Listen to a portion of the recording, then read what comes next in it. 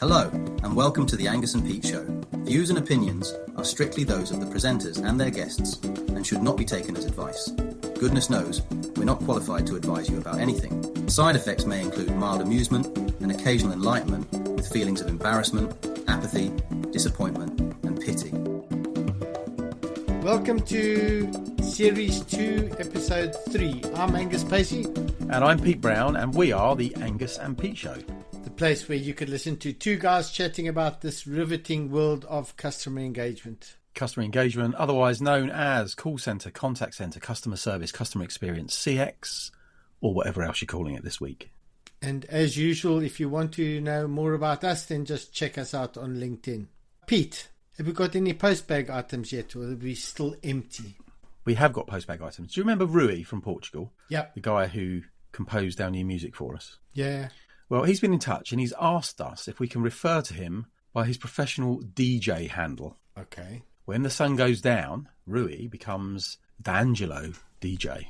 And you can find him on Spotify. That's DANGELLODJ.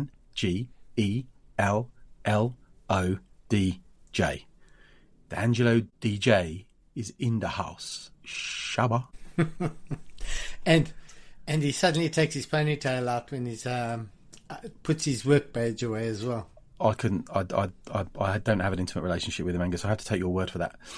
Now, we have another item, and it is an interesting one. Okay. It made me smile. But the person who sent it wasn't smiling, I don't think. So Nate from Chicago has got a real bee in his bonnet. And he says that he's had reason to engage with an organisation called the Colorado Department of Motor Vehicles over the last few weeks. And it appears he's less than impressed with the experience. In fact, horrific. He's described it as horrific.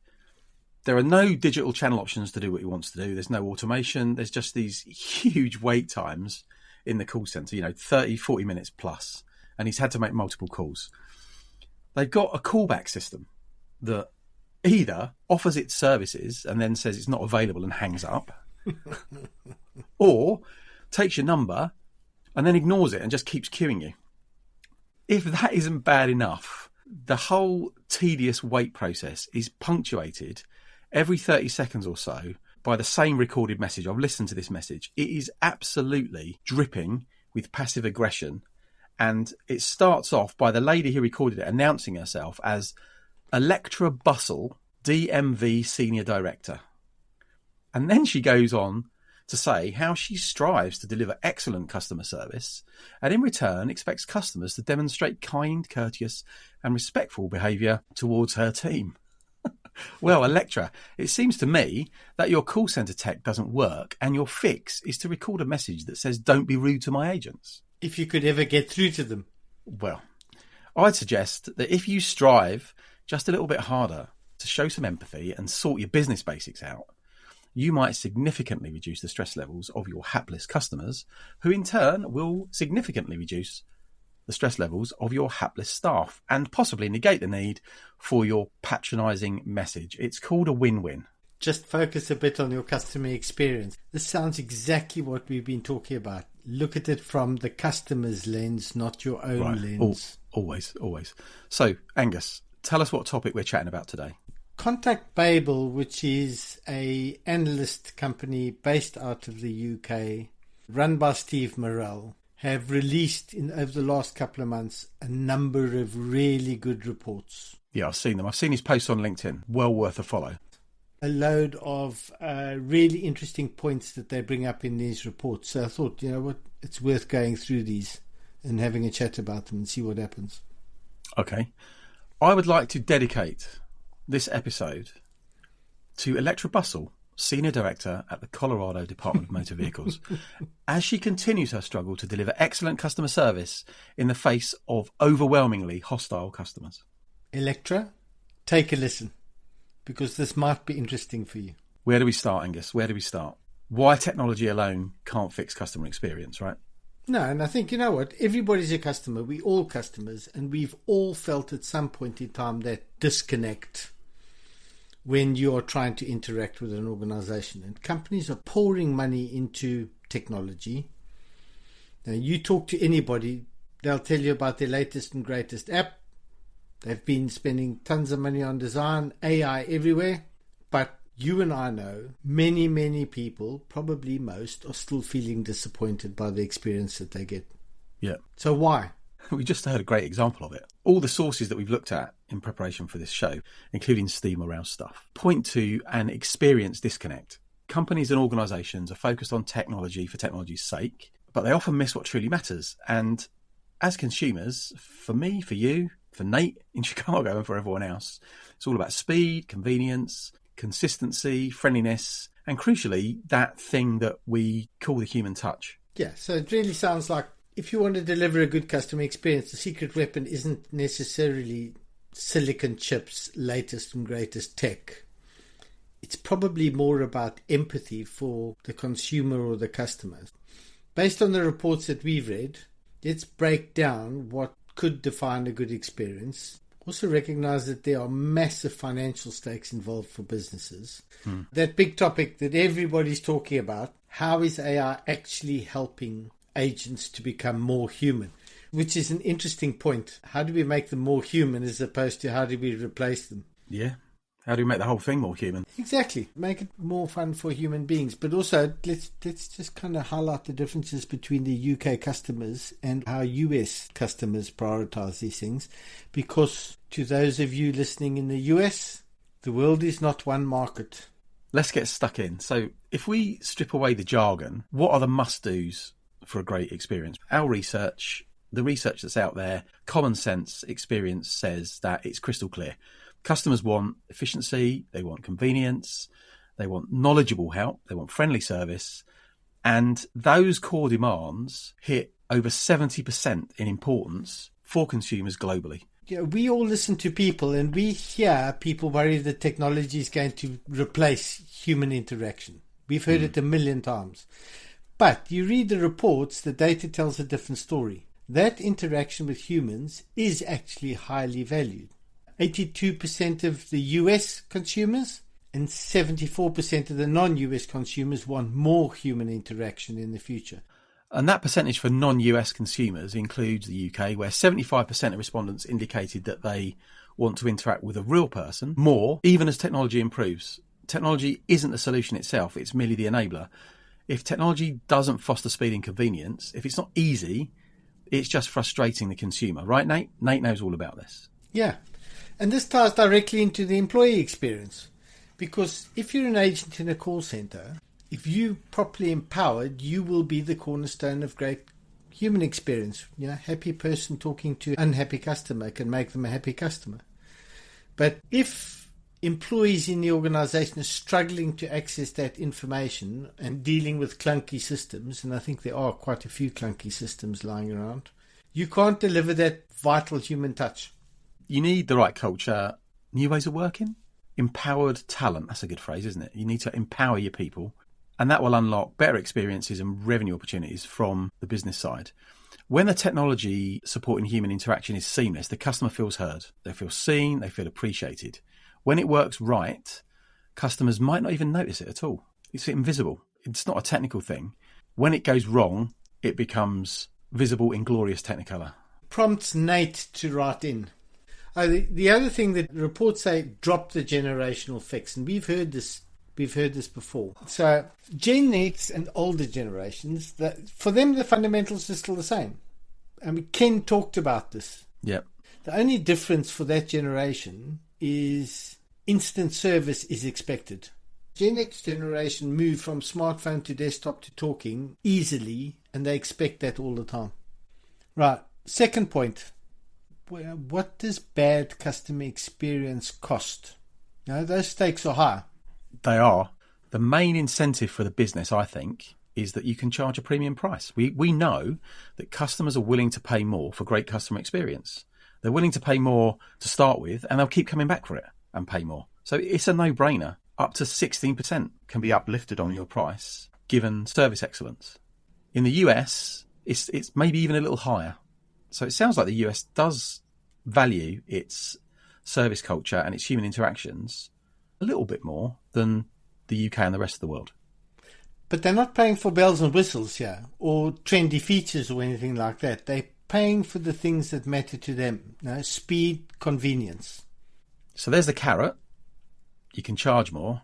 The stick is, if you get it wrong, you will lose your customers. They walk away fast. And globally, 32% of customers say they will walk away from a brand they love after just one bad experience. It's interesting, isn't it? It's that the closer you get to a brand, the more emotional you feel, and that feeling of being let down just stings more than an organisation that you don't really care about. So actually, the more good service you give, the more you've got to keep on giving it. The more tricky it is.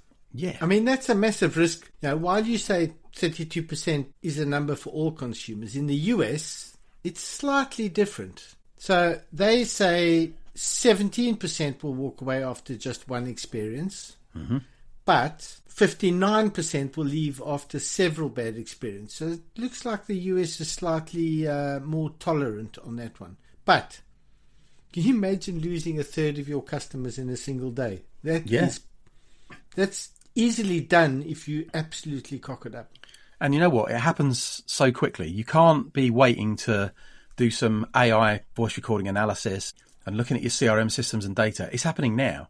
And you know what? There are ways of addressing this. And we mentioned empowerment earlier on in this episode. It's all about empowering people to put things right at the point of need. There's a great example of Ritz-Carlton hotels.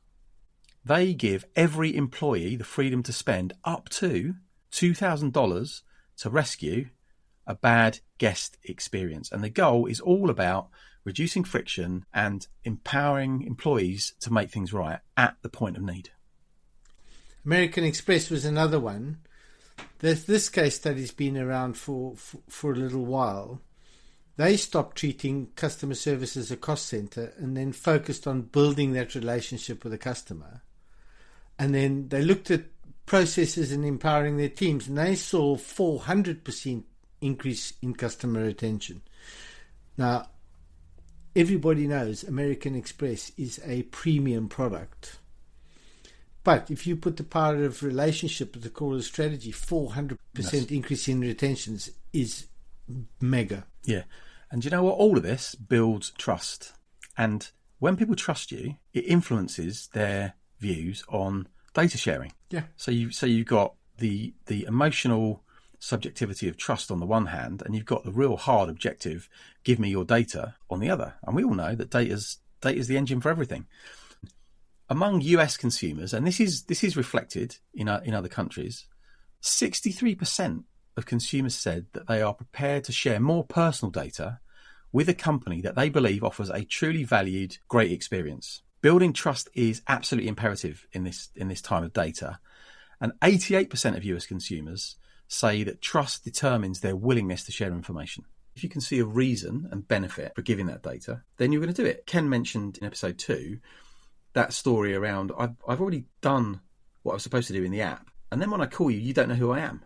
It's not good. It doesn't build trust. Don't make people jump through hoops, and then when you want them to go somewhere else, make them jump through even bigger ones. It's not great. Talking point 3 in this tech isn't necessarily the answer. There's this whole augmentation revolution going on, AI and the empowered agent. Right, we hear it a lot. Again, going back to Ken, the font of all knowledge, he said it. AI in CX seems to be very focused on making the business more effective and efficient, not so much on the customer experience. AI is everywhere. Businesses are rapidly adopting it. But when we look at the contact center, the promise of AI isn't just about automation. It's about making agents better and more human so they can deliver a better customer experience. I think this area is some of the most interesting part to me. This idea of augmented intelligence, giving the agent tools to help them.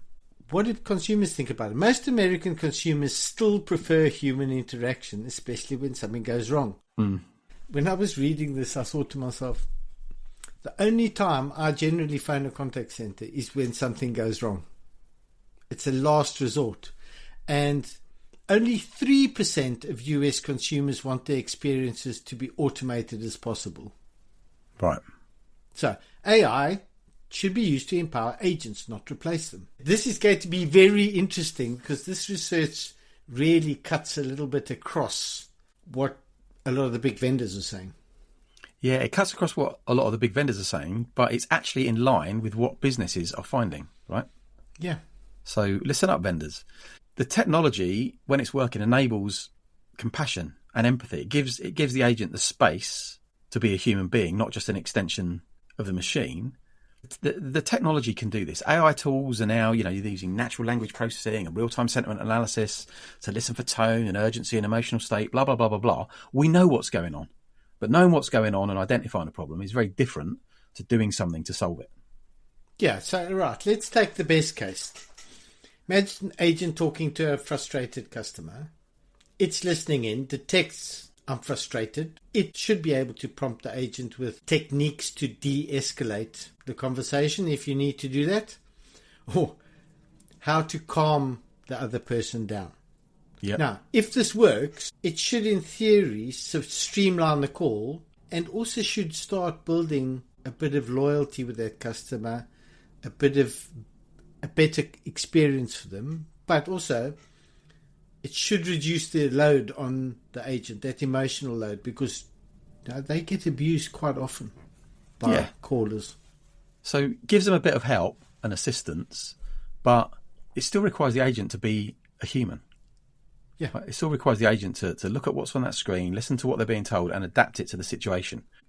Moving on from what happens on the desktop when a call gets there, we're also seeing this whole capability manifesting itself in intelligent routing. So, for years and years now, longest available agent has been the fundamental for the queuing and routing of contacts, whether they be voice or digital, to a live agent.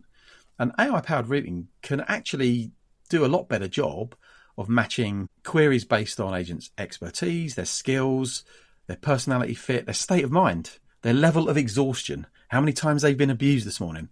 All of these things can be brought to bear so you can get a really tight match, ensuring faster, high quality resolution, which improves the customer satisfaction end and the agent morale. Wellness. It's quite interesting. You talked about the personality fit. That's not new technology, though. Personality fit, I can think of a company that starts with the first letter of the alphabet, that have now done a deal with one of the CCaaS vendors, the contact center as a service vendors, to do customer to agent personality based routing. So fit the person that calling in to the best agent personality that fits it. How you charge for this is going to be interesting, because if the outcome is crap, why are you going to pay for the processing power to do that? Right. So now this kind of comes on to efficiencies. Is it effective and efficient?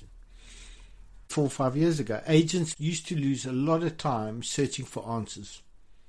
Now AI can be used to scrape the knowledge bases, put the right information right in front of them, prompt them with best practices as fast as that interaction is happening. And I think, in theory, immediate access to information should allow the agent to stay engaged with that customer.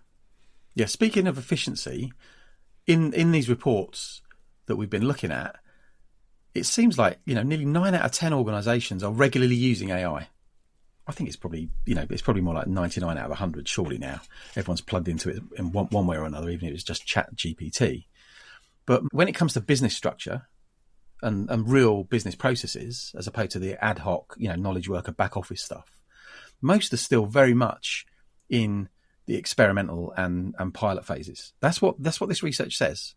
And only about a third are scaling their AI programs enterprise-wide. Only about a third of organisations are doing that. So that means 2/3 of organisations in the globe are not. They're still experimenting. They're still looking at it and wondering exactly how this thing should be and could be implementing it. It seems that the highest performing companies in terms of AI rollout, those seeing the greatest financial impact, are the ones using AI not just for cost reduction, but to drive innovation and growth and new ideas. And the way they're achieving this is by fundamentally redesigning their workflows around AI capabilities, which is key. So not taking the mess you've got and applying AI to it. How many times have we said this? But taking a big step back and effectively reimagining your business. The research points out something that's valid. You've got to look at your business model Otherwise, all you do is end up with a faster version of your current cock-up. So we've spoken about the UK and US, or the US and other countries. What are the differences when it comes to customer priorities? Yeah, so there are definitely national nuances. The core desires, speed, convenience, universal. I don't think those are different. The preferences for how the service is delivered does differ between the US and the UK, just as those two markets in this research. So we said, I think at the top of this episode, 75% of US consumers point to customer experience as an important factor, if not the important factor, in purchasing decisions and ongoing relationships with businesses. Yeah, and that's quite high. But if you look into the stats, the UK is a bit lower. Only 63% of UK consumers feel CX is important. So it seems to carry more weight in the States than it does in the UK. It's not a huge difference, but it's a material difference. Let's have a look at what matters when it comes to actually contacting an organisation. Both regions prioritise getting their issues solved first time. Yeah. And the US, again, is slightly higher on this question than the UK. So 63% of US customers want that first-time resolution.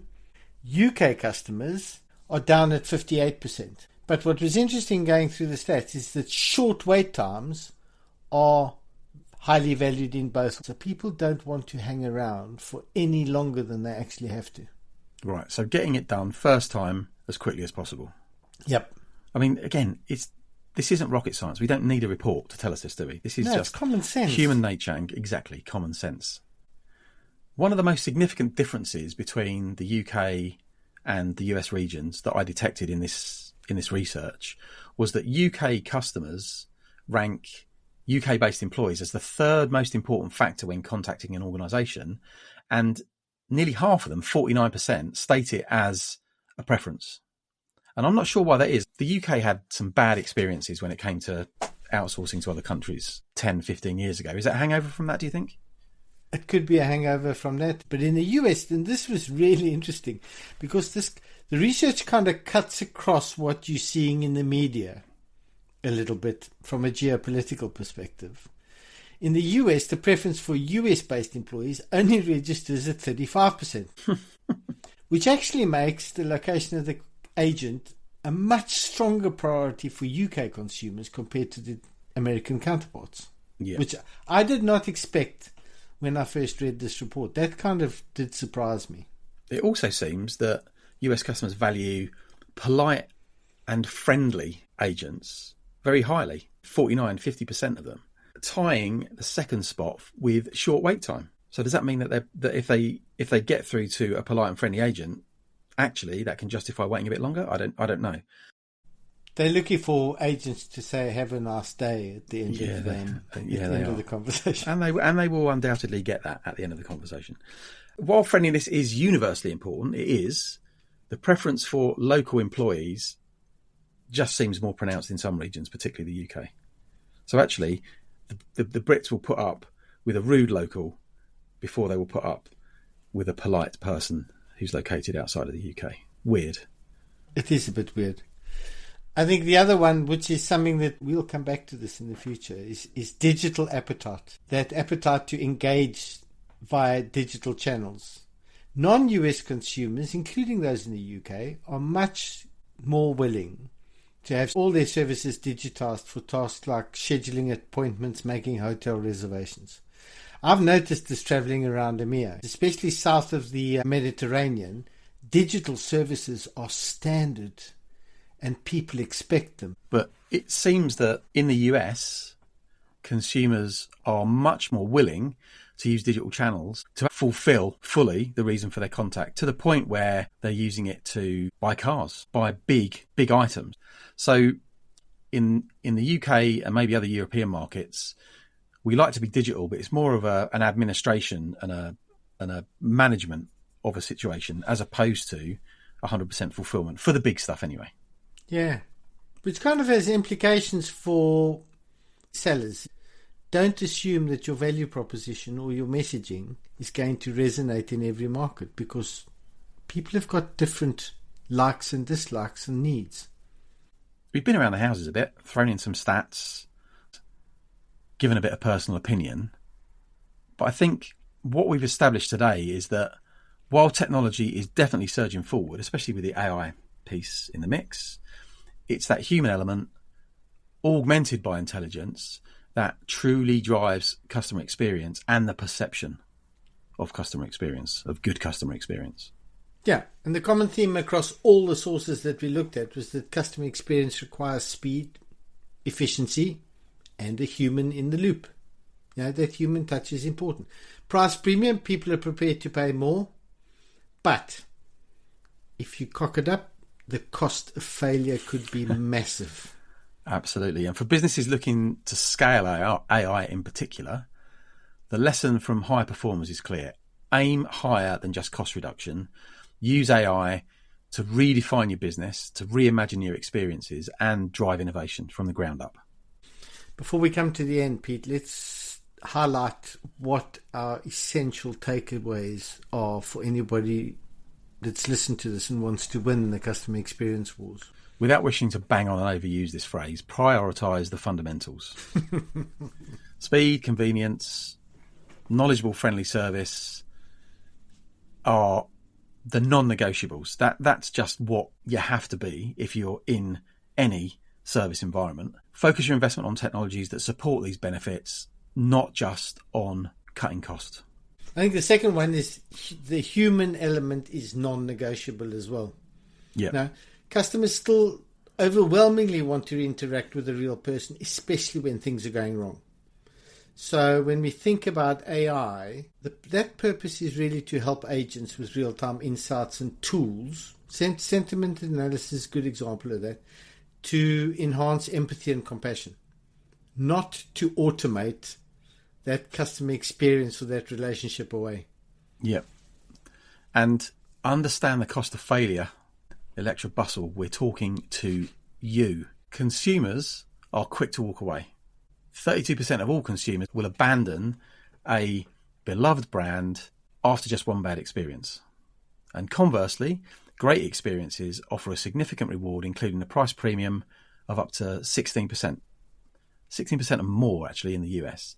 And I guess, Electra, you're lucky because your poor customers have got nowhere else to go. But that's no excuse for treating them as badly as you are. The fourth one is employee experience is absolutely fundamental. It's a cornerstone that you've got to build on. So empowering your workforce is really essential. Companies should give the employees the tools and also, importantly, the permission to reduce friction. Get innovative and try and instantly resolve those issues. Think about American Express. You can boost your retention by anything close to 400%. You're on a winning streak. And finally, localization matters in certain markets, and the UK happens to be one of those. While first contact resolution is paramount and being polite is important, some customers have a really strong preference for communicating with people that they identify with. Yep. Locals, if you will. And again, I'm not sure whether that is they've got to be in the same country as you or they've got to understand your culture. I think it's probably more about the latter, actually. I don't think it's about, race or location or borders in that traditional sense. It comes back to empathy again, right? That feeling of being understood and that feeling of being able to trust. It's the nuances. It's those little things. Yeah. But in whichever way you cut it, successful CX is all about understanding priorities. Absolutely. Well, we've come to the end. We'll be back next time with episode 4 in this series. In the meantime, follow the Angus and Pete Show page on LinkedIn for news and notifications. And please message us directly to tell us what you want us to talk about, tell us how we're doing, and keep our post bag bulging. Show's available on all your favourite podcast platforms, so please listen, like, subscribe and share to help us spread the word and also feed our egos. Pete, we cannot break with tradition. Before we go, it's joke of the week time. Right, strap yourself in. I've got a series of one-liners. Ready? Go. I couldn't figure out why the cricket ball kept getting larger and larger. Then it hit me. What's the hottest part of any room? The corner. Because it's always 90 degrees. How many dance instructors does it take to change a light bulb? 5, 6, 7, 8. Did you hear about the octopus that held up a convenience store? No. It was an armed robbery. Two fish are in a tank. One turns to the other and says, "Any idea how we drive this thing?" Have you ever played, just one more, please. Have you ever played quiet tennis? No. It's like regular tennis, but without the racket. Cheers, Angus. Cheers, Pete. Thanks for tuning in to the Angus and Pete Show. Remember, it's based on the personal views and opinions of the hosts and their guests. If you're feeling aggrieved or litigious, take a chill pill. There's already enough stress in the world. Don't forget to follow our page on LinkedIn and subscribe on your favourite podcast platform for more episodes. We'll see you next time. Oh, and tell your friends.